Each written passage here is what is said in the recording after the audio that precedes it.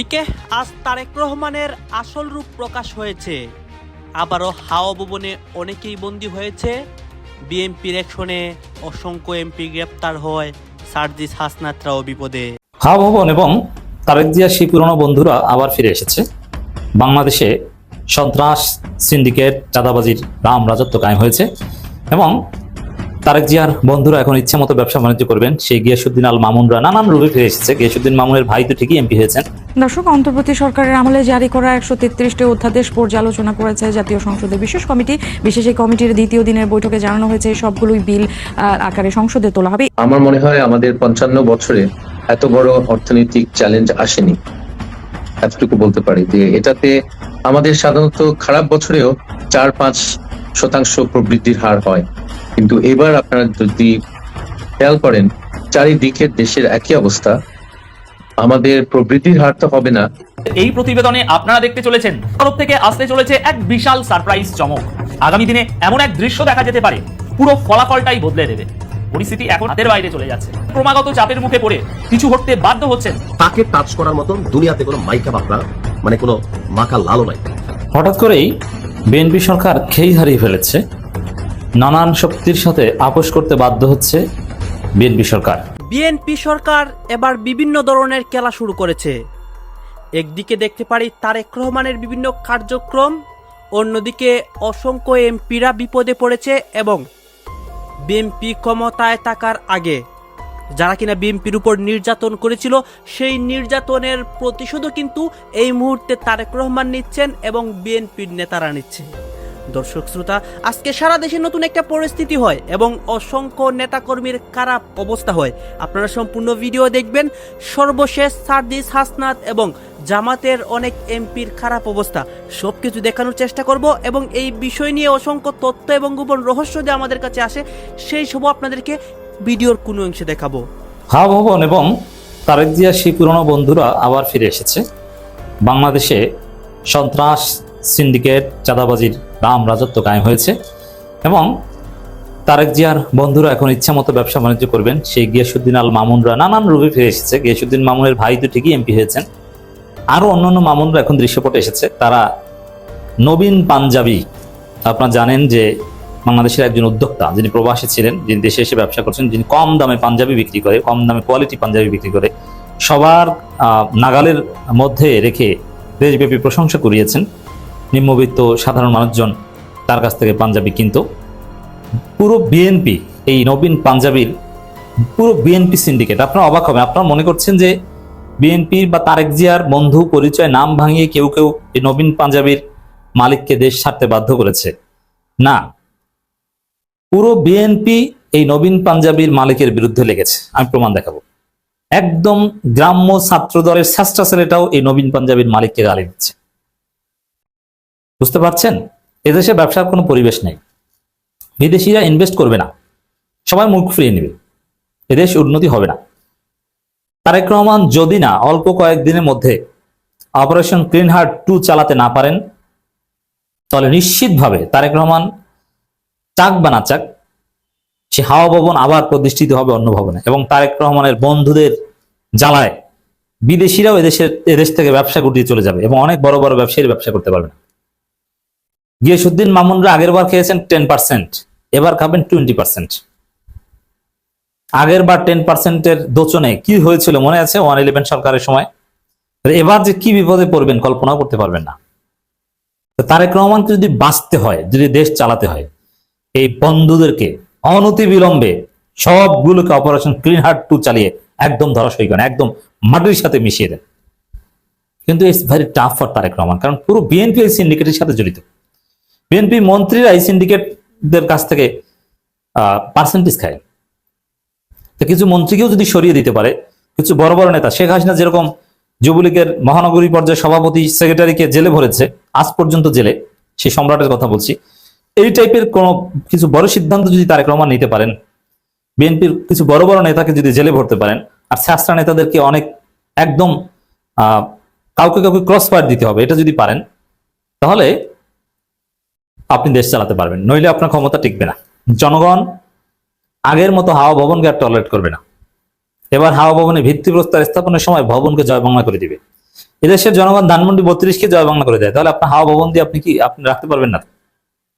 দর্শক, আপনারা জানেন যে সেই নবীন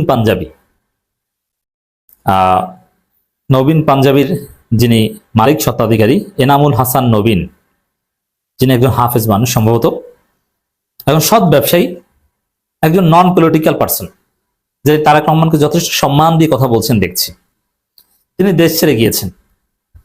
তার ব্যবসা বাণিজ্য তো বিএনপি জয় বাংলা করে দিয়েছেই, ধ্বংস করে দিয়েছেই। এখন তিনি জীবন বাঁচানোর জন্য সন্তানরা যাতে এতিম না হয় এই জন্য তিনি দেশ ছেড়ে চলে গিয়েছেন।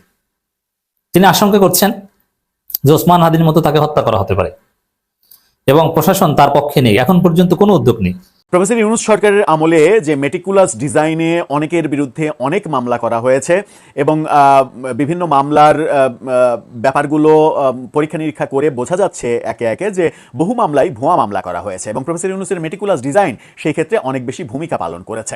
আমরা দেখেছি আওয়ামী লীগ সহ তাদের জোটের অনেককেই এবং আওয়ামীপন্থী অনেক বুদ্ধিজীবী, বিচারক, পুলিশের কর্মকর্তা, সাংবাদিক অনেকে জেলে রয়েছেন। বিচারপতি মানিক তিনি অন্যতম এই জেলে থাকাদের মধ্যে, তাকে গ্রেপ্তার করা হয়েছিল এবং রাশেদ খান মেনন, হাসানুল হক ইনু, শেখ হাসিনার অন্যতম ঘনিষ্ঠ এই দুইজন, তাদেরকেও গ্রেপ্তার করে রাখা হয়েছে জেলখানায়। তাদের বিরুদ্ধে মামলাগুলো, একটা মামলারও অভিযোগ এখন পর্যন্ত প্রমাণিত হয়নি, তবুও তাদেরকে জেলে রাখা হয়েছে। জামিনের সুযোগ কাউকেই দেওয়া হয়নি প্রফেসর ইউনূসের আমলে। কিন্তু সরকার পরিবর্তনের সঙ্গে সঙ্গে একটা দারুণ চমক লাগানো ঘটনা ঘটেছে এবার। বিএনপি সরকার ক্ষমতা নেওয়ার পরেই রাশেদ খান মেনন, হাসানুল হক ইনু এবং বিচারপতি মানিক, তাদের তিনজনের জামিন দেওয়ার মতো অবিশ্বাস্য ঘটনা ঘটেছে আজকে আদালতে। চলুন এই ব্যাপারেই আলোচনা করে দেখি, তাদেরকে যখন জামিন দেওয়া হলো তখন মানে অন্যান্য যে মামলাগুলো আছে সেই মামলাগুলোতেও কি তাকে কিংবা তাদেরকে জামিন দেওয়া হবে? তারা কি মুক্ত হয়ে যাবেন? তাহলে অন্যরকম দৃশ্য কি বিএনপির আমলে আমরা দেখতে যাচ্ছি? সেই আলোচনাই করবো এই ভিডিওতে। থাকবেন পলিটিক্স টিভির নিয়মিত আয়োজনে।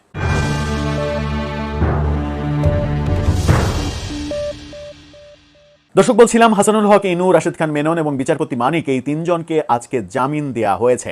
এটা একটা অবিশ্বাস্য ব্যাপার। মানহানির একটা মামলায় তাদেরকে জামিন দেওয়া হয়েছে। তিনজনকেই মানহানির একটা মামলায় শোন অ্যারেস্ট দেখানো হয়েছিল, কিন্তু পরবর্তীতে আদালত তাদেরকে জামিন দেন। যদি মামলার মেরিট অনুযায়ী জামিন দেওয়ার এই ব্যাপারটা আদালত যদি স্বাধীনতা সত্যিই ভোগ করে, তাহলে প্রফেসর ইউনূসের আমলের যে মেটিকুলাস ডিজাইন, সেই ডিজাইন থেকে আদালত বের হয়ে আসবেন, এই প্রত্যাশা করা যেতেই পারে। নিউজ 24-এর এই শিরোনামটা দেখলেই বুঝতে পারবেন। সেখানে বলা হচ্ছে জামিন পেলেন ইনু, মানিক, মেনন। সেখানে বলা হচ্ছে মানহানির মামলায় সাবেক সমাজ কল্যাণ মন্ত্রী রাশেদ খান মেনন, সুপ্রিম কোর্টের বিচারপতি AHM শামসুদ্দিন চৌধুরী মানিক ও সাবেক তথ্যমন্ত্রী হাসানুল হক ইনুর জামিন মঞ্জুর করেছেন আদালত। ঢাকার মেট্রোপলিটন ম্যাজিস্ট্রেট রৌনক হাসান তাকির আদালত শুনানি শেষে এই জামিন মঞ্জুর করেন। ডিএমপির প্রসিকিউশন বিভাগের উপ পুলিশ কমিশনার মিয়া মোহাম্মদ আশিস বিন হাসান এই তথ্য নিশ্চিত করেছেন গণমাধ্যমকে। আদালত সূত্র বলছে, আসামি ইনুকে এই মামলায় গ্রেপ্তার দেখানোর আবেদনের পরিপ্রেক্ষিতে আদালতে হাজির করা হয়েছিল। অপর দুই আসামি মেনন ও মানিককে হাজিরার জন্য আদালতে আনা হয়। শুনানি শেষে ইনুকে এই মামলায় গ্রেপ্তার দেখানো হয়। পরে তিন আসামির পক্ষ থেকে তাদের আইনজীবীরা জামিন চেয়ে আবেদন করেন। শুনানি শেষে আদালত সেই আবেদন মঞ্জুরও করেছেন। প্রফেসর ইউনূসের আমল হলে সেটা কি সম্ভব ছিল? অবশ্যই সম্ভব ছিল না, কারণ প্রফেসর ইউনূস এবং তার মেটিকুলাস ডান হাত আসিফ নজরুল যেভাবে আদালতকে কুক্ষিগত করে রাখার চেষ্টা করেছেন এবং মানুষের জামিন পাওয়ার অধিকার কেড়ে নিয়েছেন, হরণ করেছেন, সেই আমলে জামিনের কথা কেউ কল্পনাও করেনি। ওনারা তো মূলত তারকা আসামি, ছোট আসামিদের জামিনের ব্যাপারটাও আমরা প্রফেসর ইউনূসের আমলে দেখিনি। কাউকে জামিন দেওয়া হলে মেটিকুলাস ডিজাইনে আবার তাকে শোন অ্যারেস্ট দেখানো হয়েছে, জেল গেট থেকেই গ্রেপ্তার করা হয়েছে। আমার মনে হয় আমাদের 55 বছরে এত বড় অর্থনৈতিক চ্যালেঞ্জ আসেনি, এতটুকু বলতে পারি। যে এটাতে আমাদের সাধারণত খারাপ বছরেও 4-5% প্রবৃদ্ধির হার হয়, কিন্তু এবার আপনারা যদি খেয়াল করেন চারিদিকের দেশের একই অবস্থা। আমাদের প্রবৃদ্ধির হার তো হবে না, ইকোনমিটা শ্রিঙ্ক করবে হয়তো 1% বা 2% এই বছরে। এটা খুব মারাত্মক একটা প্রভাব পড়ছে। এটা কোনো আশঙ্কা না, এটা হয়ে গেছে। আপনি যে আশঙ্কা করছেন, আমি কোনো আশঙ্কা করছি না, এটা ঘটে গেছে। এটা হবে, এটা হবে। স্ট্রেইট অফ হরমুজ বন্ধ করে দিয়েছে, তেলের দাম বেড়ে গেছে। আপনি বুঝতে পারছেন না, যা ঘটার ঘটে যাচ্ছে। দেশের জন্য ক্ষতি বা হুমকি বিধায় তো মালয়েশিয়া চুক্তি থেকে বেরিয়ে গেল, কিন্তু আমরা কেন সেই চুক্তি এখনো পর্যন্ত কন্টিনিউ করার ইচ্ছা পোষণ করছি? পররাষ্ট্র প্রতিমন্ত্রী বলেছেন যে আমি এইসব চুক্তি বিষয়ে আমি কোনো সিদ্ধান্ত নিইনি, তো আমি দিব না। যারা ট্রেড হ্যান্ডেল করছে, কমার্স ট্রেড যারা হ্যান্ডেল করছে, আপনি তাদেরকে জিজ্ঞেস করেন এই চুক্তির ব্যাপারে। মালয়েশিয়া বের হয়ে আসছে, আমরা কেন এখন এটাতে আসছি? উপদেষ্টারা এমন লোক, সিভিল সোসাইটি, যারা কোনোদিন চুরি করেনি, কারণ কোনোদিন চুরি করার সুযোগ পায়নি, তারা ছিল উপদেষ্টা, ওই জাতের লোক। তো আপনি এদের থেকে কি আশা করেন? এত নিম্নমানের একটা ক্যাবিনেট থেকে আমি তো কিছু আশা করিনি কখনো। দেশবাসীর উদ্দেশ্যে যদি বলেন সরকারের কি করণীয় উচিত এই মুহূর্তে? না, এটা আমি ডিটেলস বলতে চাই না। আমি বলতে চাই, উপদেশ নিতে হলে সরকারকে বলবো আইএমএফ এর একটা রেপ আছে, রেসিডেন্ট রিপ্রেজেন্টেটিভ, তার সাথে পরামর্শ করতে, ওয়ার্ল্ড ব্যাংকের ডিরেক্টরের সাথে পরামর্শ করতে। তারা কি উপদেশ দেয় আমি দেখি। আমি একই জায়গায় ট্রেন্ড, আমি একই কথাই বলবো। সো আমি তাদের মাধ্যমে গেলে জিনিসটা গ্রহণযোগ্য হবে।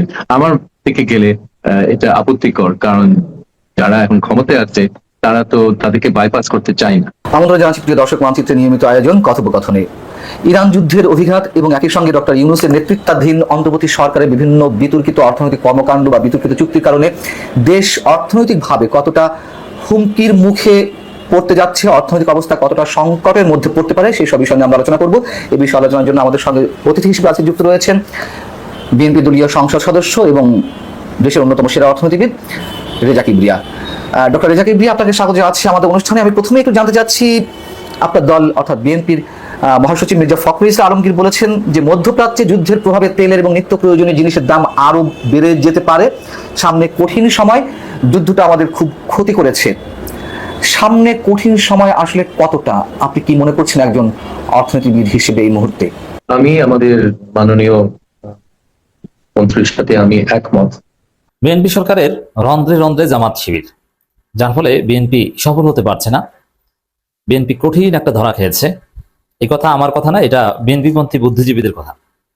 দর্শক, আপনারা জানেন যে সিলেটে একটা ভয়াবহ ঘটনা ঘটেছে, যেটা বিএনপি সরকার যে টোটালি একটা ধৈর্য সরকার। স্বরাষ্ট্রমন্ত্রী সালাউদ্দিন আহমেদ যে একজন ধৈর্য স্বরাষ্ট্রমন্ত্রী, তার সুস্পষ্ট প্রমাণ। বিএনপি সরকারের মন্ত্রীরা কাজের নয়, সব চাপাবাজ। কাজের কাজ কিচ্ছু করতে পারেন না, শুধু পারেন চাপাবাজি করতে। বিন্দু মাত্র সফলতা নাই। যতটুকু সফলতা আপনারা দেখছেন যে আমরা এই দেশে বসবাস করছি, এটা ইউনূস সরকারের সফলতা। এই যে এখন পর্যন্ত সরকারের সমালোচনা করা যায়, মামলা টামলা হয় না, এটা ইউনূস সরকারের সফলতা। বিএনপি কিচ্ছু করতে পারেনি। সিলেটে হামলা চালিয়ে মাজারের বাউল গানের আসর পণ্ড, এটা কিন্তু খুব ভয়াবহ। এর চাইতে বড় অপরাধ আসমানের নিচে জমিনের উপরে খুব কম হয়। এর মধ্যে কয়েকটা অপরাধ। একটা হচ্ছে মব। এই যে মব করে মাজারে হামলা, মাজারের বাউল গানের আসর পণ্ড করে দেওয়া হয়েছে। এই ঘটনা নিয়ে ইউনূস সরকার আমলে এরকম দু একটা বিচ্ছিন্ন ঘটনা ঘটেছে। এটাকে পুঁজি করে পুরো ভারতবর্ষে এবং আন্তর্জাতিক অঙ্গনে প্রচারণা চালানো হয়েছে। বাংলাদেশ জঙ্গিবাদী রাষ্ট্র হয়ে গেছে, বাংলাদেশে উগ্রবাদীদের উত্থান হয়েছে। বাংলাদেশ একটা থিওক্রেটিক স্টেট হয়ে গেছে, একটা নির্দিষ্ট স্কুল অফ থটের। এখানে বহুত্ববাদ এখন আর চলে না, ধর্মীয় যে বৈচিত্র্য তাও চলে না। একটা নির্দিষ্ট গোষ্ঠী যা চিন্তা করে ওইটাকেই চাপিয়ে দেওয়া হয়। এখানে মাজারে হামলা করা হয়, লাশ কবর থেকে উঠিয়ে পুড়িয়ে দেওয়া হয়, বাউল গানের আসরে হামলা করা হয়, ইত্যাদি ইত্যাদি। ইউনূস সরকার আন্তর্জাতিকভাবে যে কয়েকটা বিষয় নিয়ে বেকায়দায় পড়েছে, তার মধ্যে এই মাজারে হামলা অন্যতম। বাংলাদেশে কত গোষ্ঠী এটা নিয়ে কান্নাকাটি, কত কিছু। এখন কিছু না, এখন যে বিএনপি সরকারের আমলে মাজারে হামলা, বাউল গানের আসর পণ্ড করে দিয়েছে, কই? সব পত্রিকা রিপোর্টও করেনি। বিএনপি দখলকৃত মিডিয়া সুফল পাচ্ছে, বিএনপি পরিস্থিতি ধামাচাপা দিচ্ছে। বাস্তব হচ্ছে মব করে মাজারে হামলা করে বাউল গানের আসর পণ্ড করে দেওয়া হয়েছে। এখন এই লজ্জাস্কর ঘটনা, এর মানে এই যে চাপাবাজি করা হয়েছে যে নির্বাচিত সরকার আসলে এগুলো হবে না, স্থিতিশীলতার জন্য নির্বাচিত সরকার দরকার, এগুলো সব চাপাবাজি ছিল। বাংলাদেশের ইতিহাসে শ্রেষ্ঠ সরকার ছিল ইউনূস সরকার। অতএব নির্বাচিত সরকারের মধ্যে এমন কোনো মেকানিজম মধু নাই যাতে সব ঠিক হয়ে যাবে, মোটেও ঠিক হয়নি। মব আগের চাইতে বেশি আছে। ইউনূসের আমলে কোনো মব হতো না। ইউনূসের আমলে হচ্ছে জনতার প্রতিবাদ, আর এখন যা হচ্ছে সেটা হচ্ছে মব। মব থামাতে পারছে না। সালাউদ্দিন আহমেদ বলেছিলেন এবং মির্জা ফখরুলও বলেছেন, আর কোনো মব হতে দেওয়া হবে না, এই বিষয়ে আমরা জিরো টলারেন্স। কিন্তু দেখা যাচ্ছে যে একের পর এক মব বিএনপি সন্ত্রাসীরাই করছে। আর যখন সালাউদ্দিন আহমেদকে সাংবাদিকরা জিজ্ঞেস করে, কই মব তো থামাতে পারছেন না, বলছে ওটা মব না, ওটা স্পট ক্রাইম। মবের নাম দিয়েছে সালাউদ্দিন আহমেদ স্বরাষ্ট্রমন্ত্রী, স্পট ক্রাইম। দর্শক, মব চলছে, ধর্মীয় সংখ্যালঘু সম্প্রদায়ের উপর হামলা চলছে, তাদের ধর্মীয় অধিকার হরণ চলছে। বিএনপি সরকার মোটেও পরিস্থিতি নিয়ন্ত্রণ করতে পারছে না। এখন এটা নিয়ে কিছু লোক আমরা যখন কথা বলছি, জিজ্ঞেস করছি বিএনপি সরকারের কাছে, তখন বিএনপি মন্ত্রী অ্যাক্টিভিস্টদের পক্ষ থেকে উত্তর আসছে যে আসলে ওই সিলেটের যিনি এসপি, যেহেতু সিলেটে ঘটেছে, পুলিশের ব্যর্থতা এখানে আছে। দর্শক শ্রোতা, আপনারা তো দেখলেন এখানে কি কথা হচ্ছে। অনেকেই কিন্তু অনেক কথা বলতেছে, বিশেষ করে এখানে আমরা দেখতে পাচ্ছি যে দেশের রাজনীতির প্রেক্ষাপট নিয়ে কথা হয় এবং দেশের বর্তমান পরিস্থিতি নিয়ে কথা হয়। এই বিষয়গুলো দেখে এবং দেশের রাজনীতির প্রেক্ষাপটগুলো নিয়ে আপনার মন্তব্য কী? আপনার গুরুত্বপূর্ণ মন্তব্যটা অবশ্যই আপনারা আমাদের কমেন্ট বক্সে লিখে যাবেন। সর্বশেষ আপনাদের কাছে আমাদের একটা রিকোয়েস্ট থাকবে, আপনারা আমাদের চ্যানেলে নতুন দর্শক হয়ে থাকলে চ্যানেলটি সাবস্ক্রাইব করবেন এবং পাশে থাকা বেল বাটনটি বাজাবেন, যাতে করে নেক্সট ভিডিওটা সবার আগে আপনাদের কাছে পৌঁছে যায়। ধন্যবাদ।